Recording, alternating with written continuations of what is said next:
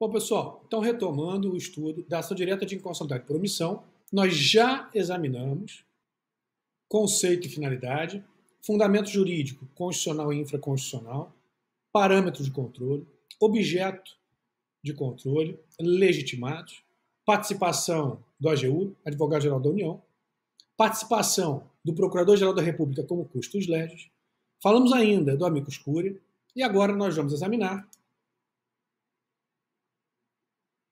cautelar em ADO, efeitos da decisão e recorribilidade e rescindibilidade ou irrecorribilidade e irrescindibilidade. Então, iniciando agora, cautelar em ADO. Nós vamos tomar como ponto de partida dois dispositivos constitucionais. Primeiramente, artigo 103 da Constituição, parágrafo 2º, e artigo 102, inciso 1, a linha P de pacto. Então, primeiramente, artigo 103, parágrafo 2º da Constituição. Veja o que diz lá. Declarada a inconstitucionalidade por omissão de medida para tornar efetiva norma constitucional, será dada ciência ao poder competente para a adoção das providências necessárias e, em se tratando de órgão administrativo, para fazê-lo em 30 dias. Importante lembrarmos, como foi dito, que a Constituição Federal ela não tem previsão na Constituição Federal de uma ação direta de inconstitucionalidade por omissão. A Constituição faz referência a uma técnica de decisão, a declaração de inconstitucionalidade por omissão. A previsão especificamente da ADO como uma ação do controle de constitucionalidade, do controle abstrato de constitucionalidade, nós encontramos, como já visto, na Lei 9868 de 99. Então, retomando, a Constituição não faz referência a uma ação direta de inconstitucionalidade por omissão, mas sim a declaração de inconstitucionalidade por omissão. Assim sendo, o que se tem é que uma vez constatada a omissão inconstitucional, uma vez constatada a violação a um dever constitucional de legislar, de regulamentar a Constituição, omissão quanto à adoção de medida para tornar efetiva norma constitucional. Assim, constatada essa omissão, constatada essa inconstitucionalidade por omissão, o que faz o tribunal? A partir do que nós lemos lá no parágrafo 2º do artigo 103 da Constituição, cabe ao tribunal, primeiramente, declarar a mora do poder competente, declarar, portanto, que o poder responsável por editar norma que confira efetividade a dispositivo constitucional, o tribunal declara que esse respectivo poder está em mora. Está em mora a partir do momento em que ele não edita o ato, não edita a medida necessária para tornar efetiva a norma constitucional. Então, o tribunal, primeiramente, declara a mora, declara a inconstitucionalidade por omissão. Mas isso não é suficiente. Uma vez constatada a mora, uma vez declarada essa inconstitucionalidade por omissão, o tribunal ele comunica o órgão, no caso de órgão administrativo, ou poder competente, por exemplo, poder legislativo, pode até mesmo ser o poder executivo. Então, ele comunica ao poder competente, omisso, que deverá editar a norma faltante. Deverá adotar as providências necessárias para suprir essa omissão inconstitucional. Veja novamente o parágrafo 2º do artigo 103. Olha o que diz lá. Declarada inconstitucionalidade por omissão, ou seja, declarada, portanto, a mora do poder competente ou de órgão administrativo na regulamentação da Constituição, na adoção de medidas para tornar efetiva a norma constitucional, seguindo, será dada ciência, olha lá, ciência ao poder competente para a adoção das providências necessárias e, em se tratando de órgão administrativo, para fazê-lo em 30 dias. O tribunal, portanto, ele primeiramente constata se existe ou não uma inconstitucionalidade por omissão.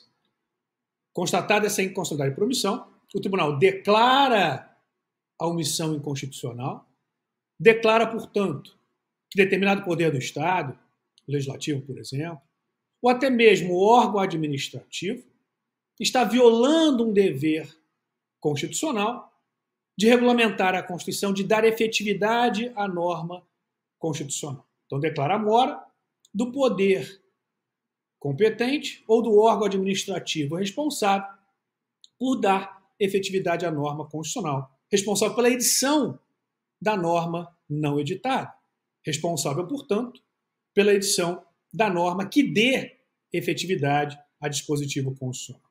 Mas, como falado, isso não é suficiente. Então, declara-se a mora e, consequentemente, comunica-se o poder competente para adoção da medida necessária para conferir efetividade à norma constitucional. Perceba que a decisão ela tem caráter mandamental e não constitutivo. Pelo menos até aqui, a decisão do tribunal não supre a omissão. A decisão do tribunal, ela constata uma omissão inconstitucional e comunica ao poder competente ou órgão administrativo para a edição da norma faltante. Então, aqui você tem uma decisão de caráter, primeiramente, declaratório, ou seja, a decisão declara a mora do poder ou órgão responsável pela edição da norma faltante e, consequentemente, comunica esse poder ou órgão responsável pela edição da norma não editada, decisão que, nesse caso, tem caráter mandamental. Não supre, portanto, a omissão, não supre, portanto, a mora do poder competente. Limita-se à declaração de inconstitucionalidade por omissão e à comunicação do órgão responsável pela edição da norma faltante. Decisão essa que nós chamamos de não concretista. Então, a decisão não possui efeitos concretistas. Ela não supre a referida omissão inconstitucional. Destaque aqui importante é que se o responsável pela edição do ato for órgão de natureza administrativa, a própria Constituição estabelece prazo. Novamente, vamos ao parágrafo 2º do artigo 103, parte final. Olha lá. Declarada a inconstitucionalidade por omissão de medida para tornar efetiva a norma constitucional, será dada ciência ao poder competente para adoção das providências necessárias, em se tratando de órgão administrativo, para fazê-lo em 30 dias. Como falado, uma vez constatada e declarada a omissão inconstitucional, o STF comunica o poder competente para a adoção das medidas necessárias e, em se tratando de órgão administrativo, para fazê-lo em 30 dias. Decisão essa que tem caráter mandamental. No que diz respeito ao legislador, no que diz respeito ao poder legislativo, a decisão determina ao poder legislativo que deva, ou melhor, que deve editar o ato faltante. Deve, portanto, editar a lei. A Constituição, como demonstrado, nesse caso não estabelece prazo. A decisão funciona como um apelo ao legislador. Então, o tribunal constata a omissão, declara a omissão inconstitucional, comunica o poder legislativo que deverá editar a norma faltante. O tribunal, portanto, faz um apelo ao legislador. A partir do que é previsto na Constituição, esse apelo ao legislador não teria prazo estabelecido. Contudo, muita atenção, a jurisprudência do Supremo, ela avançando no que diz respeito ao controle das omissões inconstitucionais, passou também a estabelecer prazo para que o legislador edite a norma faltante. Portanto, o tribunal faz um apelo ao legislador e estabelece prazo para que o legislador edite a norma faltante. Normalmente, o prazo médio do processo legislativo, de 18 a 24 meses. Professor, mas se o STF declara a mora, estabelece prazo para o legislador legislar, fixa lá o prazo de 18 meses, 24 meses, decisão, portanto, de caráter mandamental, determina que o legislador edite o ato faltante, estabelecendo inclusive um prazo para que essa norma seja editada. E o legislador simplesmente não edita esse ato faltante. Há possibilidade, nesse caso, de se responsabilizar o legislador por descumprimento de decisão do Supremo Tribunal Federal? E a resposta é não. Caso o STF estabeleça prazo para o legislador e o legislador não cumpra esse prazo, não edite a norma no prazo estabelecido, não há qualquer sanção para o legislativo, tendo em conta a independência entre os poderes do Estado e que também não pode o STF, via decisão judicial, obrigar o legislador a aprovar um determinado projeto de lei. O legislador pode até ter apresentado um projeto de lei, iniciado a tramitação, mas não se pode obrigar o legislador a aprovar um projeto de lei sob pena de sanção. Assim sendo, uma vez não cumprido o prazo pelo legislador, não há que se falar em sanção. Não há que se falar em sanção pelo descumprimento do prazo estabelecido na decisão que determina ao legislador que edite o ato faltante. Você deve estar se perguntando, professor, então não serve para nada o estabelecimento de prazo para o legislador. O legislador não cumpre o prazo, não há qualquer sanção, a omissão persiste, não serviu para nada. Calma, serve sim. E serve por quê? Porque a jurisprudência do STF ela vai avançando no controle das omissões inconstitucionais. Como eu disse, lá no primeiro momento, o STF se limitava à declaração de mora. Declarava omissão inconstitucional e sequer estabelecia prazo para o legislador editar a norma faltante. O STF, como eu disse, avança e passa a estabelecer prazo para legislar.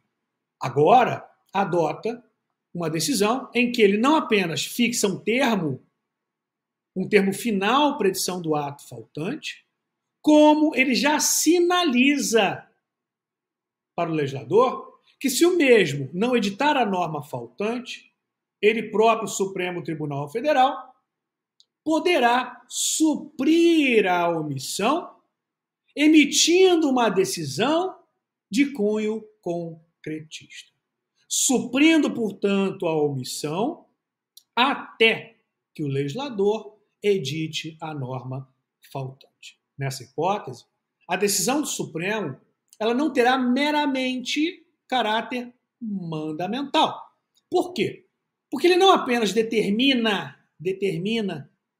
que o legislador edite o ato faltante, como ele, Supremo, supre a omissão, conferindo, a partir do que decidido pelo Supremo, efetividade à norma constitucional até que o legislador edite a norma faltante. Decisão concretista que passa a ter natureza constitutiva. Você pode ainda indagar, professor, mas o STF ele vai criar essa norma do zero, ou seja, vai emitir uma decisão de conteúdo concretista do zero? O STF tem diversas possibilidades. Vamos colocar. A primeira hipótese é que o STF emita, sim, uma decisão de cunho concretista a partir do zero. Ele próprio, STF, é que vai formular uma norma que vai constar, portanto, da decisão. Norma essa que confere concretude a dispositivo constitucional que depende de norma regulamentadora. E a norma de decisão emitida pelo Supremo vai ter eficácia até que o poder competente edite a norma faltante. Então perceba que mesmo a decisão final, quando ela tiver esse cunho, esse caráter, esse efeito concretista, ela terá natureza provisória. E por que natureza provisória? Porque o responsável pela edição do ato não é o Supremo Tribunal Federal, é o Poder Legislativo, por exemplo. Então, a decisão do Supremo, e não estou falando aqui de cautelar ainda, a decisão final do Supremo, que não declara simplesmente a mora, mas que supre a omissão, dando concretude ao dispositivo constitucional, por isso decisão de natureza constitutiva, nós chamamos de decisão concretista, ela só produz efeito até que o legislador edite a norma faltante. Então o STF, nessa primeira hipótese, ele formula uma norma do zero. Mas o STF também pode, veja só, se valer de leis já existentes que regulem situações similares e determine, a partir do que decidido, que se aplique essa lei que regula a situação similar até que o legislativo edite a respectiva norma faltante, até que o legislativo regulamente o dispositivo constitucional dependente de regulamentação. Nesse caso, o STF não vai formular uma norma do zero. Ele vai partir de uma lei já existente, aplicando essa lei já existente a essa situação não regulada. Determina, portanto, a aplicação por analogia de lei que regule situação similar a essa situação não regulada. O STF pode também determinar, por exemplo, a prorrogação da eficácia de determinada lei, que teria o seu prazo de vigência encerrado, até que seja editada pelo Poder Legislativo uma nova lei, conforme determinado pela própria Constituição, conforme determinado a partir da decisão emitida pelo Supremo Tribunal Federal.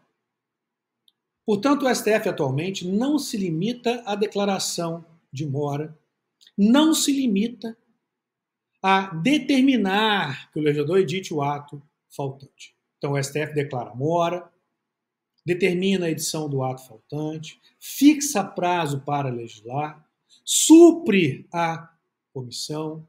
A jurisprudência do Supremo, portanto, ela vem se aperfeiçoando ao longo dos anos no que diz respeito ao controle das omissões inconstitucionais. Eu vou colocar em destaque para vocês cada uma dessas possibilidades. Não se preocupem ainda. E quando se trata de órgão administrativo, a própria Constituição já estabelece o prazo para que o órgão administrativo edite o ato faltante. O STF pode modular esse prazo, ele pode dar um prazo maior. Se for uma situação urgente, ele pode, inclusive, reduzir esse prazo. Então, o STF pode mexer nesse prazo estabelecido na parte final do parágrafo 2º do artigo 103 da Constituição. E aqui uma diferença importante em relação ao Poder Legislativo. Quando a omissão for de órgão administrativo e o STF estabelecer prazo para que o órgão administrativo adote as medidas necessárias para dar efetividade à norma constitucional, não cumprido o prazo estabelecido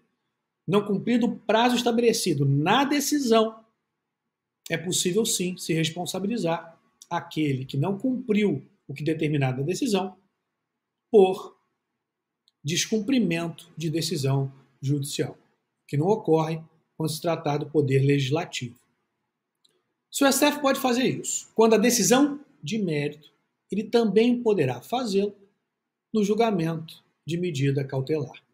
Então é possível que no julgamento de medida cautelar, o tribunal, ele não apenas declare a mora, pois não faz sentido simplesmente declarar a mora cautelarmente, mas estabelecer prazo para que o órgão responsável pela omissão edite o ato faltante. Isso em liminar, isso em cautelar em ADO, que teria assento constitucional no artigo 102, inciso 1, a linha P, que se refere a cautelar em ADI. A ADO é uma ação direta de inconstitucionalidade por omissão. Veja que nós iniciamos a nossa análise a partir do que disposto na Constituição e jurisprudência do Supremo. Vamos agora à Lei 9868 de 99 e vamos ver o que a lei fala em relação à decisão proferida em ADO e também as possibilidades de medidas a serem adotadas quando deferida a medida cautelar em ADO. Lei 9868/99 dá decisão na ação direta de inconstitucionalidade por omissão. Artigo 12H. Declarada a inconstitucionalidade por omissão, será dada ciência ao poder competente para adoção das providências necessárias. Até aqui uma reprodução do dispositivo constitucional. Parágrafo 1º. Em caso de omissão imputável a órgão administrativo, as providências deverão ser adotadas no prazo de 30 dias, conforme disposto na Constituição. Mas eu disse para vocês que o STF pode modular esse prazo, pode estender ou até mesmo reduzir esse prazo. E é o que fala o dispositivo. Veja lá. Ou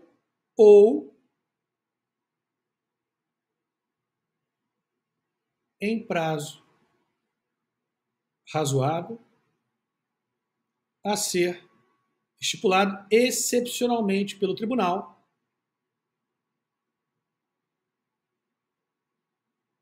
tendo em vista as circunstâncias específicas do caso e o interesse público.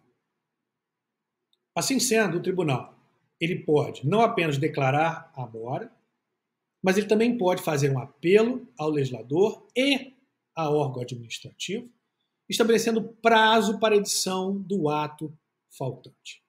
Em caso de descumprimento do prazo estabelecido, quando se tratar do Poder Legislativo, não há sanção. Quando se tratar de órgão administrativo, sim, pode haver sanção, desobediência à decisão judicial. Vamos agora analisar em relação ao cautelar, como dispõe a lei da medida cautelar em ação direta de inconstitucionalidade por omissão. Artigo 12F. Em caso de excepcional urgência e relevância da matéria, o tribunal, por decisão da maioria absoluta de seus membros, observado o disposto no artigo 22, poderá conceder medida cautelar após a audiência dos órgãos ou autoridades responsáveis pela omissão inconstitucional, que deverão pronunciar-se no prazo de 5 dias.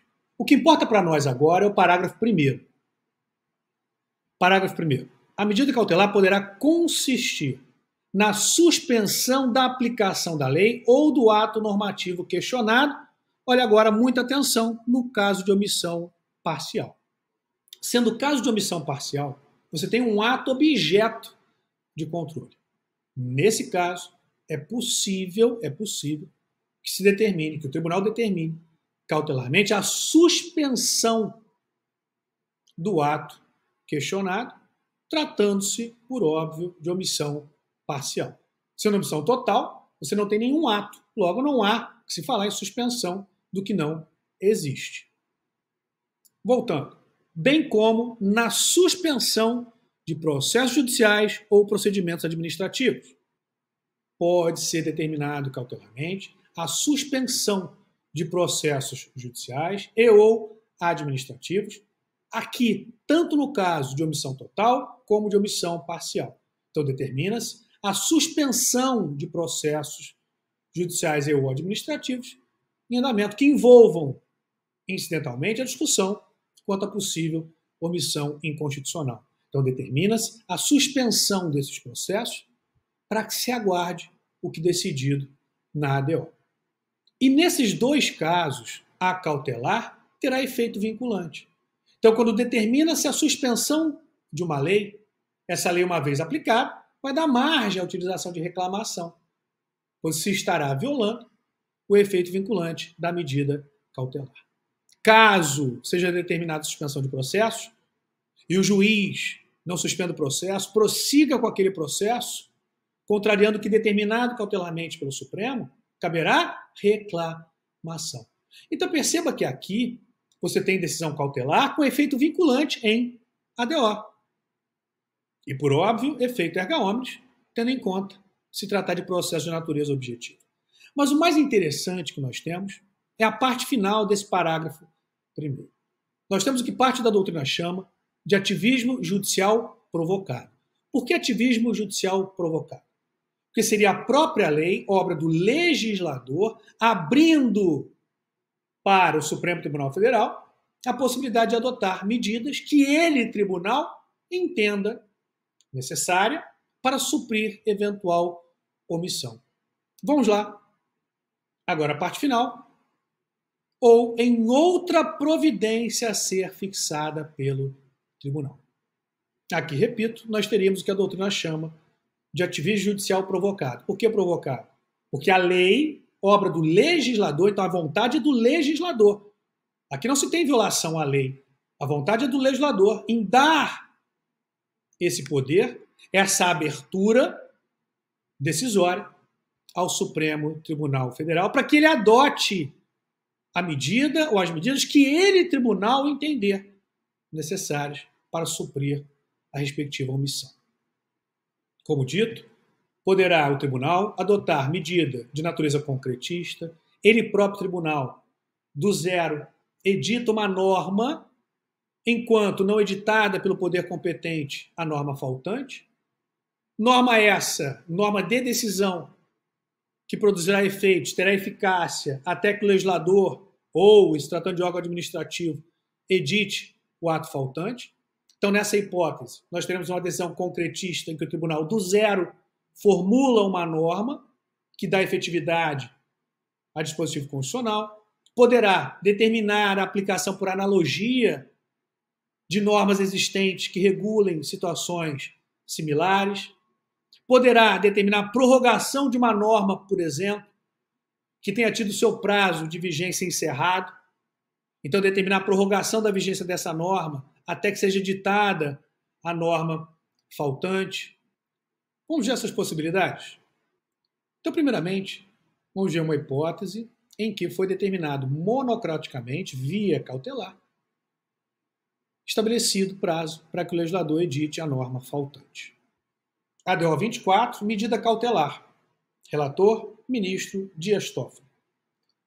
Conforme relatado e claramente exposto pelo autor da presente ação, a quem louvo pela iniciativa cidadã de ajuizar a presente ação, estamos diante de caso de inatividade legislativa referente à regulamentação de norma constitucional, na espécie do artigo 27 da Emenda Constitucional número 19 de 98, a qual determinou a elaboração pelo Congresso Nacional, dentro de 120 dias, a contar da promulgação desta emenda, de 4 de junho de 98, a Lei de Defesa do Usuário de Serviços Públicos.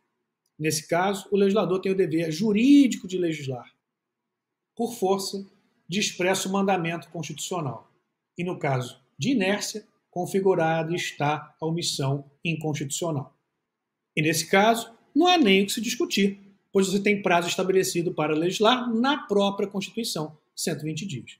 Extrapolado esse prazo, você já tem a omissão inconstitucional. Aqui, portanto, de fácil constatação.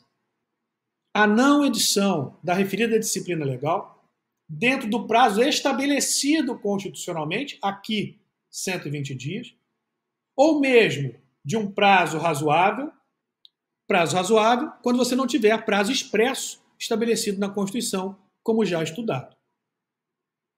Consubstancia a autêntica violação da ordem constitucional. Nesses termos, acolho a sugestão do autor da demanda e fixo o prazo razoável de 120 dias para a edição da lei em questão, tendo em vista ter sido esse o prazo definido no próprio artigo 27 da Emenda Constitucional 19 de 98.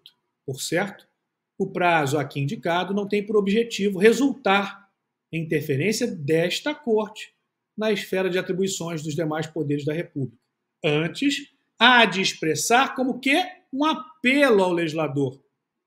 Lembrando que quando a omissão for do Poder Legislativo, o descumprimento do prazo estabelecido não gera qualquer sanção. Então você tem aqui um mero apelo ao legislador, propriamente sem sanção pelo descumprimento de prazo. Então, voltando, antes há de expressar como que um apelo ao legislador para que supra a omissão inconstitucional concernente a matéria tão relevante para a cidadania brasileira, a defesa dos usuários de serviços públicos no país. Decisão cautelar. Vamos ver agora alguns exemplos em que o STF tem aplicado a parte final do parágrafo 1º do artigo 12F, como visto. ADO 23. O ministro Ricardo Lewandowski, no exercício da presidência desta Corte, deferiu em parte liminar pleiteada na ADO 23, determinando, olha lá, que as regras de distribuição do Fundo de Participação dos Estados, EDF, fixadas pela Lei Complementar 62, de 28 de dezembro de 1989, continuassem em vigor por mais 150 dias, conferindo conteúdo aditivo à decisão liminar em ação direta de inconstitucionalidade por omissão. Foi determinada, cautelarmente, a prorrogação da vigência de determinada lei enquanto não editada a norma faltante. Decisão, como falado, de cunho concretista, aditivo. ADO 24. Nesses termos, acolho a sugestão do autor da demanda e fixo o prazo razoável de 120 dias para edição da lei em questão. E agora, já na parte final da decisão, assim sendo, defiro em parte a medida cautelar, pleiteada na presente ação, ad referendo do plenário, para reconhecer o estado de mora, lembra lá? Reconhecida a mora, primeiramente, do Congresso Nacional, a fim de que os requeridos, no prazo de 120 dias, adotem as providências legislativas necessárias ao cumprimento do dever constitucional imposto pelo artigo 27 da emenda 19, de 4 de junho de 1998. Vamos agora a mais um exemplo. Nesse caso agora, o STF estipula um prazo médio do processo legislativo para que o legislador edite o ato faltante. ADI 3682. ADI por omissão, criação de município e lei complementar federal. Afirmou-se, ademais, que a decisão que constata a existência de omissão constitucional e determina ao legislador que empreenda as medidas necessárias à comatação da lacuna inconstitucional constitui sentença de caráter nitidamente mandamental. Mandamental, pois determina ao legislador que supra a lacuna inconstitucional. Então, voltando, sentença de caráter nitidamente mandamental que impõe ao legislador em mora o dever, dentro de um prazo razoável, de proceder à eliminação do estado de inconstitucionalidade por omissão. Agora, pulando para a parte final da decisão. Concluiu-se pela fixação de parâmetro razoável, parâmetro de tempo razoável, para que o Congresso Nacional edite a respectiva lei complementar federal reclamada. Então, o prazo estabelecido foi o prazo de 18 meses. Como falado, quando se tratar de omissão do Poder Legislativo, o STF tem estabelecido, como regra, o prazo médio do processo legislativo, que varia de 18 a 24, 36 meses. Normalmente é que o STF tem estabelecido. Professor, mas, como dito, o legislador ele pode não editar o ato faltante e não haverá qualquer responsabilização. E o que fazer nesse caso? Então, sinaliza ao legislador que ele deve editar o ato faltante. Do contrário, o STF irá emitir uma decisão de cunho aditivo, de cunho concretista, suprindo a omissão do legislador que não editou o ato conforme determinado pela Constituição.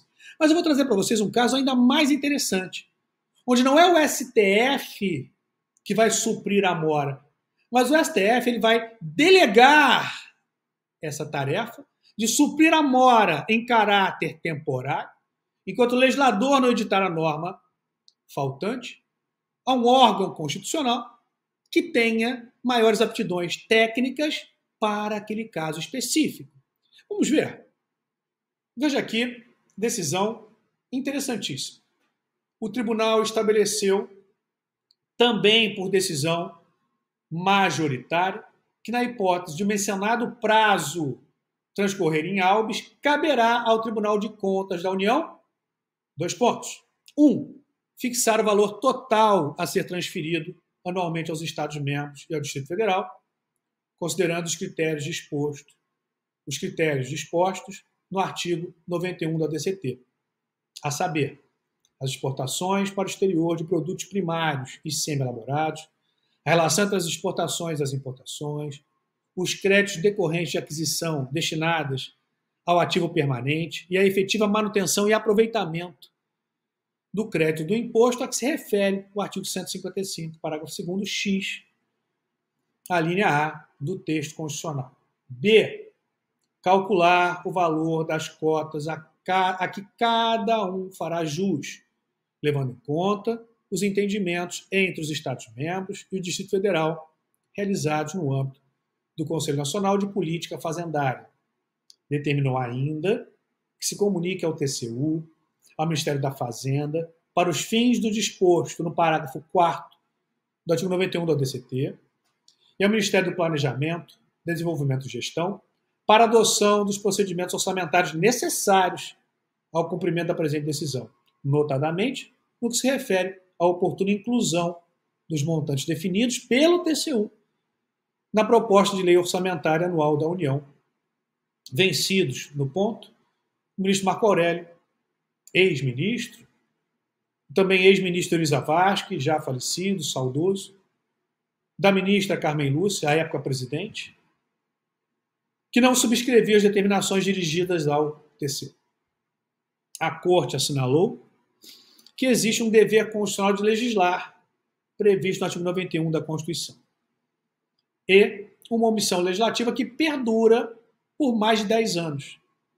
Isso traz consequências econômicas relevantes, sobretudo em relação a determinados Estados-membros. Além disso, embora falte a lei complementar exigida pela Constituição, a legislação em vigor traz critérios provisórios para os repasses.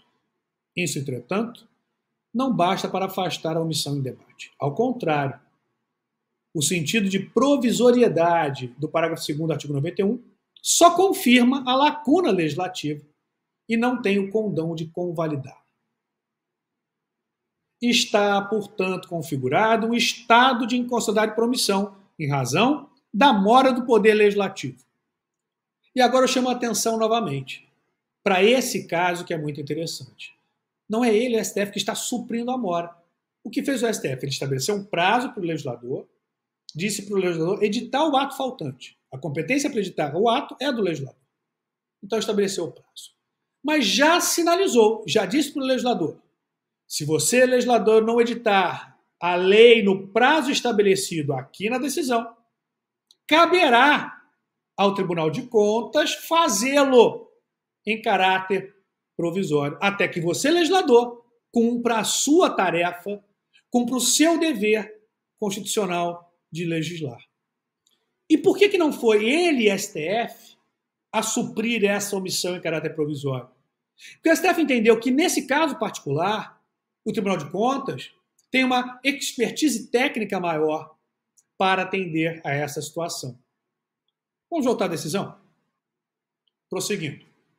Diante disso, considerou necessário adotar a solução no sentido de, transcorrido em habeas o prazo de 12 meses estipulado para que o Legislativo saneie a omissão, caber ao TCU, enquanto não sobrevier lei complementar, ou seja, em caráter provisório, a competência para definir anualmente o montante a ser transferido na forma do artigo 91 do ADCT, considerando os critérios ali dispostos. E abaixo a justificativa de por que ser o TCU aquele que vai suprir a omissão em caráter provisório enquanto o legislador não o fizer, nesse caso específico.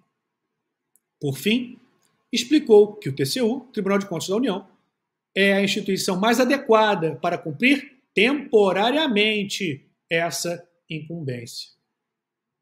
Observação final. Advindo a lei complementar, cessa a competência da Corte de Contas, conferida de forma precária e excepcional pelo STF na decisão proferida aqui, na DO 25. Então veja que interessante. O legislador, que é o órgão originariamente competente para legislar em relação a essa situação, não faz. Então ele, legislador, está violando um dever constitucional de legislar. O STF tem a função de dar concretude à Constituição. E o que fez o STF nesse caso? Declarou a mora, estabeleceu prazo para o legislador legislar. Deu chance ao legislador. Falou, olha, estou te dando a oportunidade de exercer a sua competência constitucional, cumprindo o dever que a Constituição lhe confere. Mas se você não fizer no prazo estabelecido, eu vou transferir essa competência em caráter precário, excepcional, provisório, portanto, ao Tribunal de Contas da União, que é o órgão técnico mais apto a substituir em caráter provisório o legislador nessa questão, cabendo ao Tribunal de Contas editar a norma faltante. Uma vez o legislador legislando, cumprindo o seu dever constitucional, passa a lei editada pelo legislador a regular essa situação. A norma, portanto, editada pelo TCU, terá caráter provisório. Eu vou agora trazer para vocês algumas possibilidades quanto às decisões que podem ser adotadas em ADO de forma estruturada para que você tenha aí o seu estudo mais organizado. As decisões em ADO merecem atenção em razão das múltiplas possibilidades. A. Declaração de inconstitucionalidade por omissão. Nesse caso, o tribunal se limita a declarar a mora na regulamentação da Constituição. B. Declaração de inconstitucionalidade por omissão com estabelecimento de prazo para legislar. Nesse caso, a decisão não obriga o legislador. Já o órgão de natureza administrativa estará vinculado, devendo editar o ato no prazo fixado sob pena de sanção. Decisões não concretistas. Letra C. Decisão de perfil concretista. Nessa hipótese, o STF emite decisão de caráter normativo. Então, muita atenção. O tribunal, quando exerce o controle de omissões inconstitucionais, ele possui poderes normativos. Função normativa, supletiva, pois, primariamente, essa função cabe ao legislador, supletiva, integral e extraordinária. E nessa hipótese, quem está violando a Constituição é o legislador. É o legislador que, a partir da sua inação, da sua omissão, da sua conduta negativa, é que está prejudicando a Constituição, não está garantindo a efetividade de normas constitucionais, está gerando a perda de efetividade da Constituição. Logo, quando o judiciário atua, ele atua para dar à Constituição concretude. Atua para cumprir comandos constitucionais. Então não há aqui, quando o tribunal atua, quando ele edita uma norma de decisão, quando ele profere uma decisão de caráter normativo, não há qualquer violação de separação de poderes.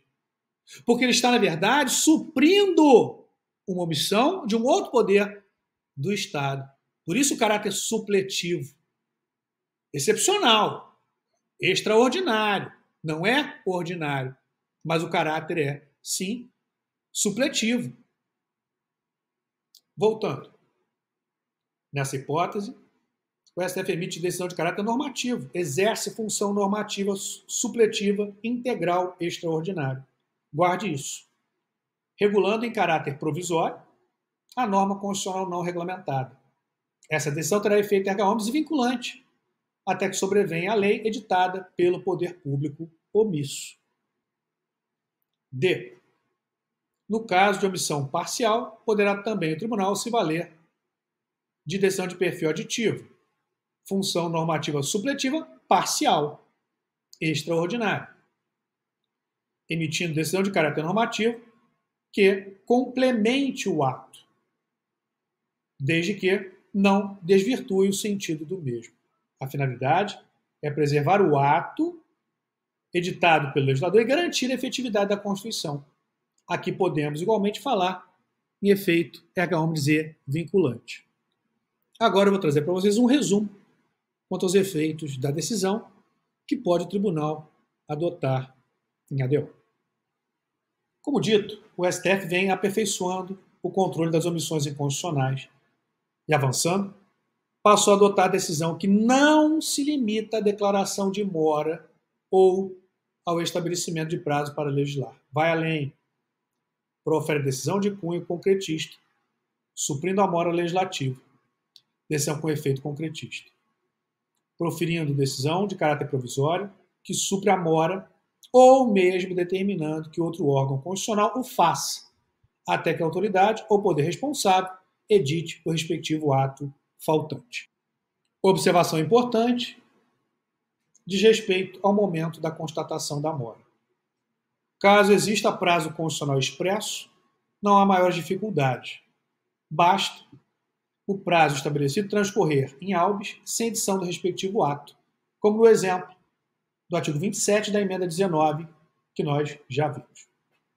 Quando não houver prazo expresso estabelecido na Constituição, a constatação da mora dependerá do juízo valorativo exercido pelo Supremo Tribunal Federal em cada situação, de forma a se definir se houve lapso temporal razoável para edição do ato faltante ou não. Vimos cautelar e efeitos da decisão. Agora, recorribilidade e rescindibilidade, ou irrecorribilidade e irrescindibilidade. Assim como falado quando do estudo da ADI e também da ADC, as decisões proferidas nas ações de controle concentrado abstrato de constitucionalidade são irrecorríveis e irrescindíveis. Nós temos duas exceções quanto à irrecorribilidade nas hipóteses de decisões interlocutórias, onde você tem a possibilidade de interposição de agravo, ou da decisão de mérito, onde se tem a possibilidade de interposição de embargo de declaração. Fora isso, como falado, as decisões são irrecorríveis e também irrescindíveis. Não cabe ação rescisória tampouco. Vimos então irrecorribilidade e irrescindibilidade. Bom, pessoal, fechamos o estudo da DO. Abraço grande a todos, bom estudo e sucesso sempre.